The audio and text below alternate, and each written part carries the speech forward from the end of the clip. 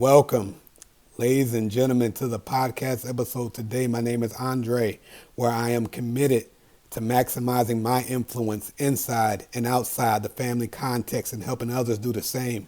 Today, we're going to have the pleasure of hearing from my good friend Trey, who I've known from middle school, went to high school together, went off to separate colleges, and now we have our own families. And we get to hear from him and his wife Tiffany of 8 years.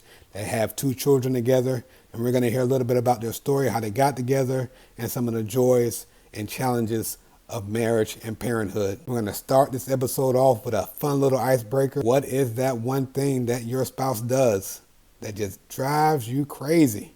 You've been trying to get them to change, but they just won't change. And after that, we'll go into their story. I know there's going to be something you connect with. I know there's going to be something that encourages you.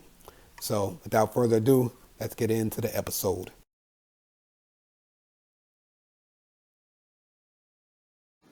You want to go first? I'll go first since she passed it to me. I guess one thing is I feel like I'm playing a perpetual game of hide and seek with my own things, but I'm not the one hiding my things. She is. So it rather it's my own things or share items such as keys. I'm in a game of hide and seek every day. And one of my pet peeves is being able to have access to my own things. And yeah, every day of my life, I'm playing hide and go seek.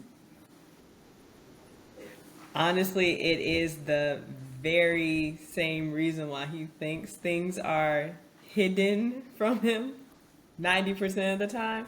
It's just random things are just left there, left in places they shouldn't be, and it ruins my like feng shui. So I'm like, oh, that's in the way. I'm putting it away. I'm putting it away. And Trey's like, but I know where my things are. So, yeah. It's not necessarily hiding them, it's just moving them in its proper place. Well, Trey and I met at a Super Bowl party that our church was giving at the time. And I showed up late, and he happened to be serving in like this little pizza area. So when I arrived, of course, everyone had already eaten, and I just went to grab a plate and go get my pizza. And then one of the party goers was like, "Hey, Tiff, you can't, touch it. You got to wait for the pizza guy to, serve you your food." And I had in my mind, "Ooh, I'm gonna go off on this guy, like." Whoever it is, like I'm trying to eat and I gotta wait for you. So he walks up cheesing, and I was like, oh, I'll wait. He was super, very, very cute. And he was like, what are you laughing at? And I was like, nothing, And so he gave me my pizza, and we didn't talk at all. Um, I think for like 2 months after that interaction, but I remembered seeing him at a party, and we just chopped it up a little bit and ran to each other ironically at church. He had been going there for a few years. I had no idea. And yeah, that's how we met. Did I give factual information? So context, I was real churchy back then, and I was on a dating fast, so I was not entertaining any relational aspirations. But a part of my prayer was in the process of being on a dating fast, it would be nice if I met a friend. And I met her, and we started conversing around Easter forward. And my goal was to be on a dating fast until the next year, January. And by August 1st, or let's just say by July, I was already sure that I wanted her to be my girlfriend. So I guess that was a level of seriousness that I hadn't planned for, but it was something I had prayed about. because I wasn't trying to date nobody. Yeah, I went through a period of time where I wasn't gonna try to holler at no girls. I wasn't gonna entertain if someone tried to reach out to me. I wasn't trying to make new friends or anything like that. I wanted to basically let the well run dry and then pick up after I spent some time alone. So I wasn't entertaining any possibilities at that moment. Another part of it is I was burned out on getting to know girls and then it not working out. Or I mean, I was self sabotage too, so I can't act like it was all on them. But it was a point where, yeah, it'd be in my best interest to prioritize spending some more time with God, as well as I was a little fatigued on my end. A year. A year. So I pump faked her on our first year anniversary to think that I basically needed some more time, or that I I loved her and stuff, but essentially I wanted to throw her off because I was planning on proposing to her. So on our first year anniversary, I had proposed to her. Yeah, my expectations were very Huxtable like. I just thought it was going to be, us thriving in our, particular careers. We have a couple funny moments, and, by the end of the day, we're all good.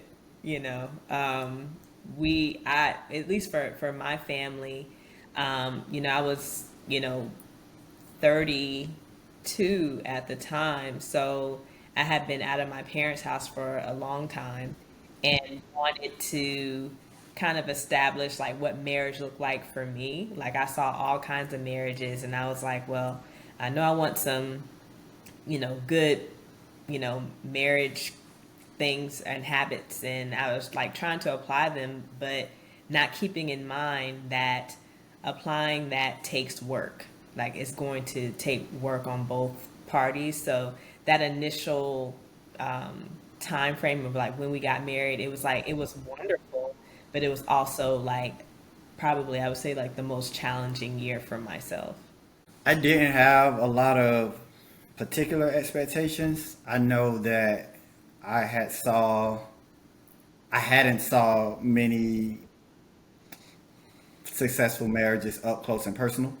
So I have seen a bunch of don'ts. So I utilize my experiences and understanding of things that didn't work to help me to make better decisions. And I think it also humbled me to understand if I was going to have any measure of success, we were going to have to pray about it often and invite God into the marriage, because the only way it was going to work is if God intervened, because it wasn't like, oh, just look at this couple, do that. Like it didn't play out that way in my mind, at least.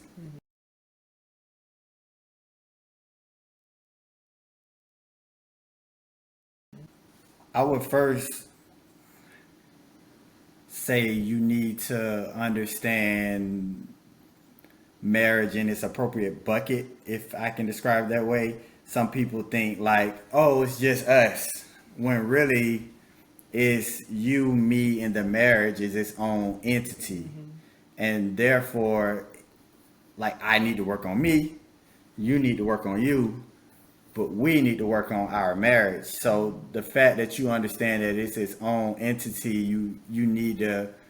Well, I've learned that I need to invest in my understanding and my development in the entity of marriage itself, not just saying, "Oh yeah, we go together, so we're good. I like you, you like me." But the marriage itself requires work, care, attention, assessment, adjustment, and allowing yourself to receive sometimes harsh feedback, rather that's from who you're in the marriage with, or if you are receptive in prayer from God to say like, okay, well, you need to stop saying that, or you need to stop doing that, or this is how it could affect the marriage over time. So that's probably what sticks out the most to me. I would say, for me, it all started, with myself and taking a deep look into while God is having, us to become one, how can I see my husband helping to, make me whole? I know a lot of happiness, all that stuff is internal work. So as I continue to seek God more, not saying, yeah, like more than my husband, putting God first, like, okay, God, like, where is this issue? Like, I'm over here having like a headbutt with my husband, but the weapons of our warfare are not carnal. Like, it's not him. It's what's that spiritual thing that I need to work on that's causing me to have this friction here. So a lot of that was, making sure that, okay, now that you're in this marriage, Tiffany, like, you've already seen examples of, how a lot of women tend to like forget about themselves, kind of like let, some things, some interests go and things like that. How can you bring little pieces of things that you enjoy into marriage, and letting your husband know, like, this is important to me, and how we continue to develop our relationship. One of the things that Trey and I did when we first got married, was getting up at 6, going for a run on Gate Parkway. Like, I was just talking to him about that this morning. I was like, man, those were like infant stages, and here we are, like 8 years later, doing that very same thing because we said that was something that was important to us. Making sure that we work out, making sure that we're taking part in things that are important to us, and evolving together in marriage.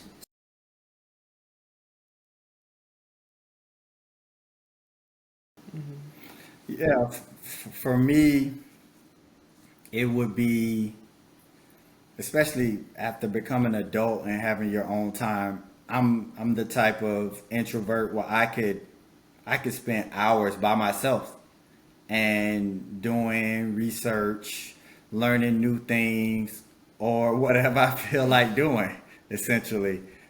But now time is the most the most fleeting resource you have, and so I have to think and prioritize, how am I going to still be able to get my time alone or whatever I'm thinking of in the moment. Most of the time it's just, I like the idea of having my time, and it doesn't always work out that way now, so I have to figure out creative ways to do that and learn how to stack things. So if I like talking to a particular friend or family member, I didn't do it specifically today, but I did the activity today. I'm running and I'm talking on the phone because like my time is shorter, but I know that I still want to be connected to people and I still want to work out. So I have to figure out ways how to stack my time so that I can do the things that I want to do, even though it's been more challenging this with caring for more people.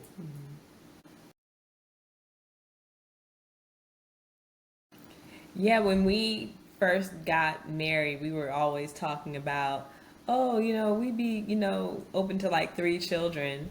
And, our daughter, oh, was it just me? No. Oh, yeah, just me. Well, I was open to like 3 children. But when you had my daughter, Talia, man, she was so easy and she made me real brave. But that Tegan, he brought me back, and one day, that's why I believe you have to have your heart open, just to continue evolving with your partner, because it just hit us one day. We were like, you know we're good with 2. I was like, you know what, me too, and we, kind of just felt, what our, cutoff point and things like that were. But I think as, you continue to have like those those first couple months when the baby's first born, it's like, okay, we know that's the season. And then the second one comes like, ooh, I remember this season. So just asking yourself, like, are you kind of open to it and stuff? But we pretty much came on a unanimous decision that two was our limit. She's talking about after the second one. The first one had me good. I don't feel like I slept until 8. I didn't sleep until she turned 2. Not on a normal every week basis. So, I mean, the second one, I was sure that I was sure, but that daughter, she didn't want to sleep, and sleep is a valuable thing to me. So we were aligned to answer your question. We Yeah. were aligned about family planning, but it wasn't one of those things where we set a number and really press for it. I think we were able to be agile as we saw kind of how our life was unfolding Mm-hmm. and determine like, hey, it's not that I wouldn't want another child, but I think I'm good right here. Mm-hmm.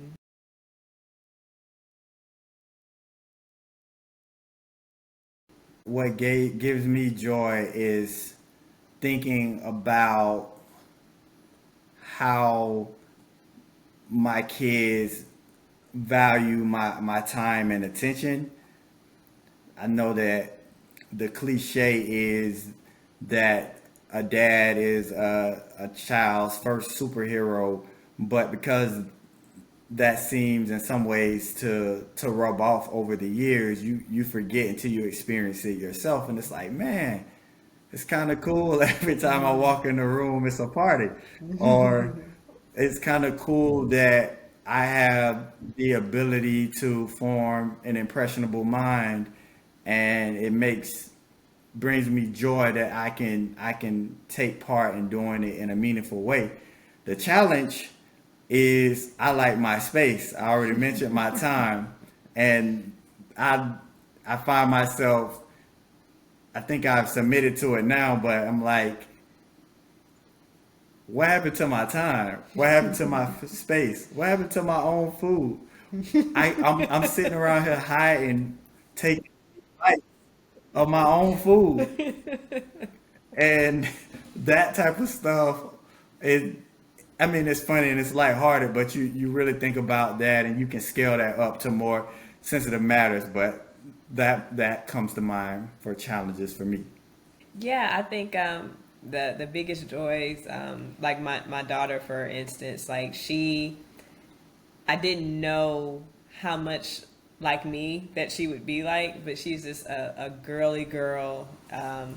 Just seeing her just experience things and me remembering, like, man, I remember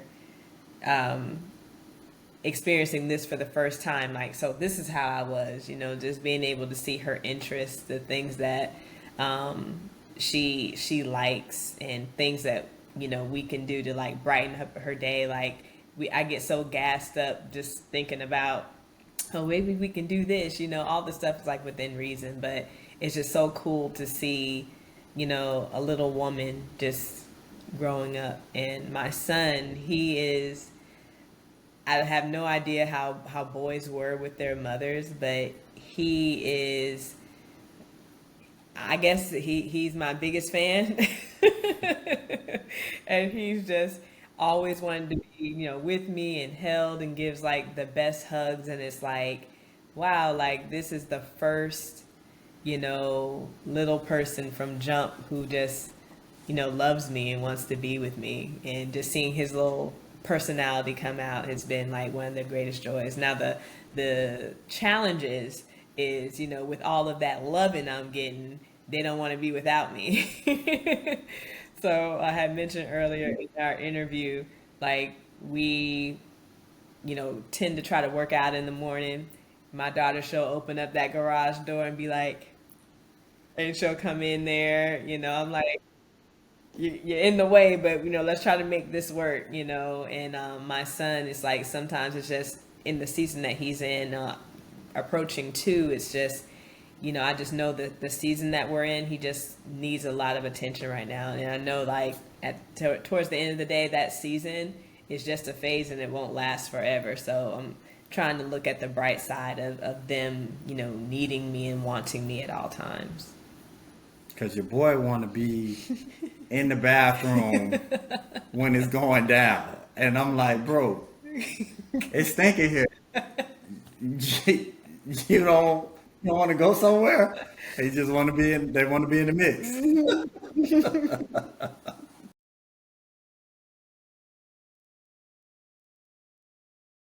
It's been more of an opportunity than a challenge. I think that it can be challenging. No one can supplement family. No one's gonna love those grandbabies like those grandparents do. It's crazy. It's a beautiful thing to see, but in the same light, when you are away, you have to be intentional, or we decided to be intentional about building a village. So rather that's in our community, at our church, in various other ways that we can build community, the daycare, whatever. Building community where we're not short of support, interactions, fellowship. If you need a break, we've found people that we trust enough that even if we had to go somewhere for a couple of days, even though that hasn't been the scenario, that we have people in our circle that we can trust to look out and support. So that's been a godsend for us. Yeah, I think both of our parents, they're still like super active. So they're all, always doing their own traveling and things like that too, as everybody's headed towards like retirement and things like that. A major thing that we do at this time is like, a couple calls, like, during the week, a lot of FaceTimes. My parents and his parents have come to, hang out with the kids and things like that. So that's been really nice, just seeing like the active grandparents and also all the joy that they bring to their life. They're just like, they light up when they see the grandkids. It's like a new refreshing that they get. So it's a blessing to see.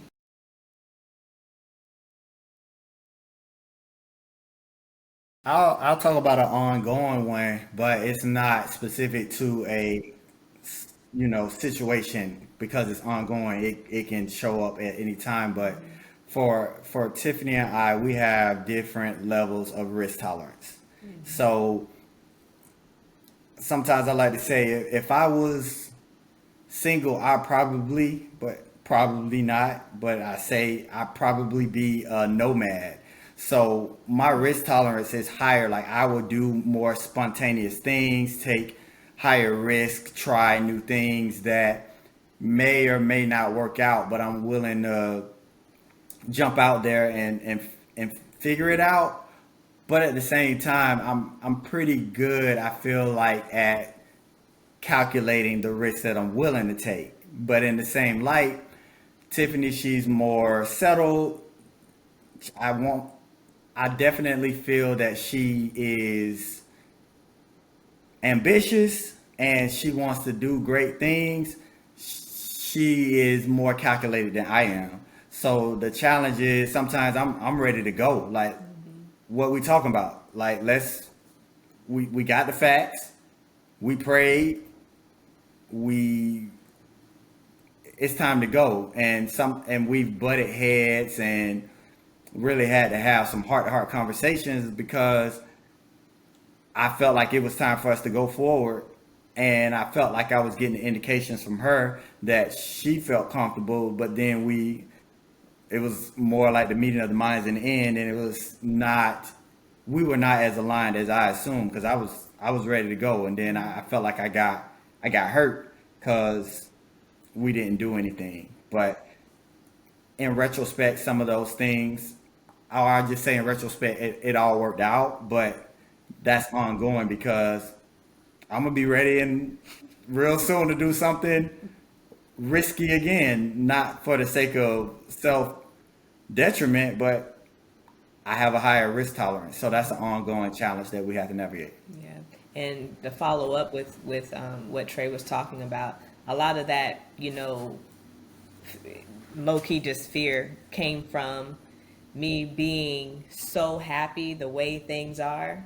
It's like, why are we changing something? Like I don't want to, mess up anything. I think everything that is fine, but I had to have, time with God, just, like in these instances, just to be like, what is that fear? What is that fear? My husband has shown me nothing but continued like strength and wanting to push our family forward. And it's just like a fear of, you know, really God not promising to do what he said. And it's like, nah, like this is really a blessing here. So it's just a continual work that I had to do with God to be like, okay, why are we butting heads in this particular area, and it's, when things like that happen again, our weapons of our warfare are not flesh and blood. It's like, what's going on, and taking that time to really seek God and get the real solution to the issue, not necessarily just into the conversation. And Andre, to give a more practical example, is conflict resolution styles as challenges. Like, I'm the type of person where just say it. Like, you don't have to be disrespectful, but let's go ahead and address the situation so that we can move forward. And Tiffany is a processor, and she wants to take the time to assess how she really feels, and sometimes it would definitely turn into a large blow up in the marriage because I feel that I'm waiting on something to resolve, or I gotta walk on eggshells because I don't think that because if I address it, then I gotta wait however long it takes for us to process the situation together, and that can turn into, or in the past had turned into weeks of issues because of our conflict resolution style differences.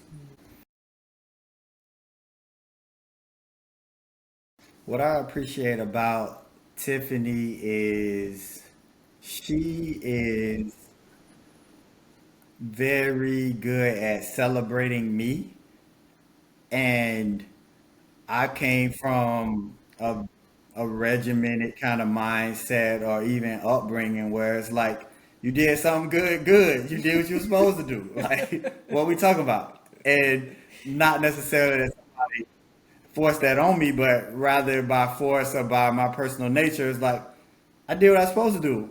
Like, why are we? What's the purpose of us making a big deal? And the older I've gotten and the more I've been in relationship with her, I've learned like, wow, like that is something to celebrate. We do need to pause. We do need to celebrate. We do need to thank God. We do need to memorialize this moment.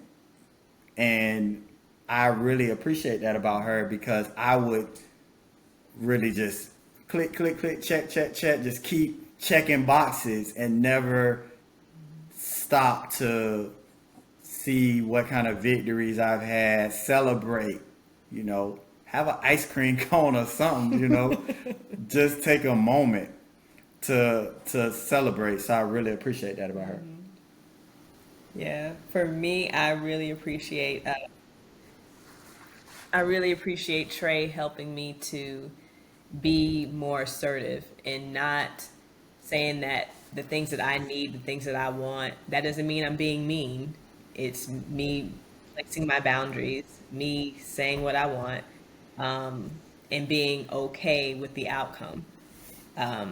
I'm pretty much just a lover as my baseline. I'm like, I'm watching my tone. Like I don't want anybody to think this, whatever. But I think having him in my life has completely changed the way that I've, approached conflict resolution. Like, I, a lot of the times in a lot of the conflicts that I had a lot of, I don't want to hurt this person's feelings. And it's like, you know, the truth don't hurt people's feelings. You just gotta, watch, maybe how you say it. But he just taught me how to be just assertive, just in our talks and such, the accomplishments that he's done. He's like pushing me to like, reach for more, or like, Tiffany, you can do hard things. And it's like, oh, I can. And he definitely helps me to see like I'm more than just this little bunny that people don't think is going on. It's like I can do hard things.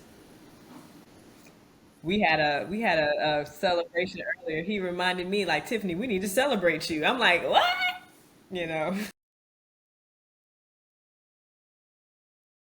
Yes, and also I think that I'm constantly assessing best practices that I see in marriage situations. So I might see, oh, look at how this couple does this well, or how they collaborate as a team on this thing, and not using it as a opportunity to compare, but really looking at it like, man, if I'm thoughtful about it, I can up my game in this. And I try to do it as often as I can. I see people that I like, or that I trust, or that I don't even know, or that I can see on YouTube, on a podcast, or whatever. And I learn from them and say, hey, how can I implement this into my marriage and with my interaction with Tiffany to make it better? So while I might have some close interactions with folks that edify me, at the same time I'm looking at my surroundings and my extended environment to learn from best practices. Yeah. My basic rule, whether or not I'm hanging out with someone that is married or single, if you don't value marriage, like, I can't connect with you like that, because I want to surround myself with people who value marriage. Like, I'm not gonna hang out with people or hang out with women that are like, oh yeah, girl, I ain't worried about him. Like, what do you mean you ain't worried about him? If they're not valuing family and things like that, I try to really surround myself with women who have those same values and who are on that same pathway as me. Um, I really glean from a lot of older women a lot, just because they have the experience, they've been there, and help to guide me with a lot of the decisions that I've made, within my marriage, things that I should be looking for, things that you know I need to keep watch over, like a woman.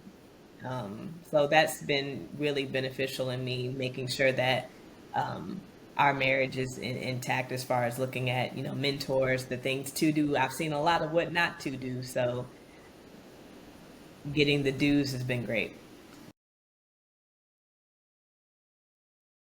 Yes, I think so. I think they're not as often as, week to week, month to month, but any moment I can have a conversation to help somebody else in a way that I actually can help them, then I'm willing to do that. I think Tiffany has a little bit more experience of that. Yeah, I've had a lot of, young ladies come up to me and ask me, how do I not forget about me? How do I, make sure to keep things spicy for me in a way that it benefits my husband? So a lot of times I'll, talk about fitness, nutrition, making sure you get dressed in the morning, comb your hair, get your hair done, a lot of things that some people may think are very trivial, but it's like, you doing these small things really help to build up not only your femininity, but your femininity is something that your husband needs as well. That way that he can really flow in his masculine and be the lead in the family. So being able to talk with a lot of women has been like probably one of the best joys for me.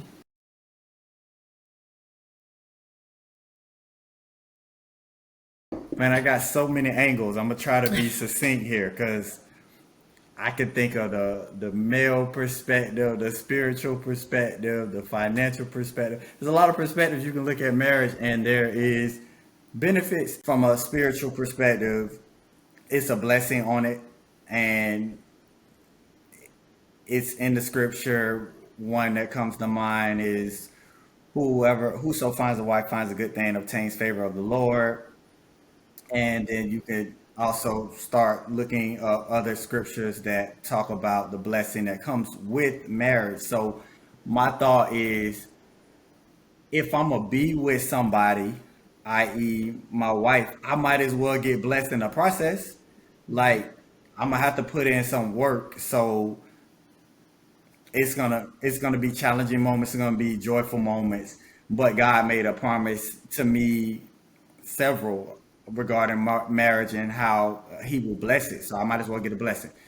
Spiritual checkbox for me. But financially speaking, when you are on one accord with the right person and you are taking the right financial guidance, you will also see multiplication in your finances in the right marriage. Versus, I know the opposite of that is if you get divorced, now your marriage getting divided, which that's why people might want to stay away from it. But I will argue that if you decide to that you're going to get into marriage and that you are going to commit, there are no outs. I know that's a hard pill to swallow every day, I decide, but you will find a way to make it work and you will find a financial blessing in being together versus separate households or separate. Let's just use the word separate generally. I didn't view this as much when I was younger, but now I'm starting to see now in my 30s like the idea of the compounding effect. So like compounding interest on your money, or it's the same thing with compounding time vested.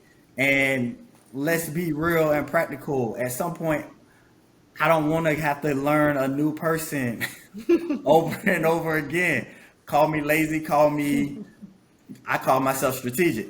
I rather invest all my time in learning one person one time really well, and now we can build, and I can see that compound effect. Wow, 3 years ago I couldn't even say this to her, or vice versa, but because we've been building and this compounding effect happens.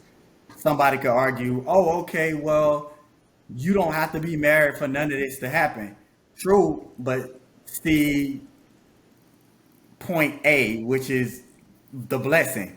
But in the same effect, I don't believe that you have to experience all these things to be married, but I've seen when you commit to God's institution. I probably should have started with that. A lot of times people look at marriage and it's like, man, it ain't nothing but a sheet of paper. And, you know, in the state of Georgia where we live, it might be, but I look at it as marriage is your idea, God. So I need you in it. And because God thinks it's a good idea, and I think that following God and trusting God with all areas of my life is a good idea. He says it's a good idea. I know 51% of them don't work, but it's the best move for me, and I trust him in between because it otherwise I'm gonna be with somebody. I might as well commit to this one, my wife, build a compounding effect, and experience the blessing. Also, now we got kids involved. So, you know, I don't want to have a split household. If we're committing to marriage, we're committed to the long term. Now I can be in my children's life I don't have to share time and split households, which makes me broker than I want to be because I don't want to be poor. And so being married, being in one household, and having the blessing and having financial compounding interest, relational compounding interest, all those things is there are reasons to get married because it's God's idea and to stay married because you will continue to see the fruit. Again, this isn't rainbows and lollipops. There are hard days, but it's way better than being isolated and by yourself and having to build by yourself. Mine is a little bit more butterflies and lollipops.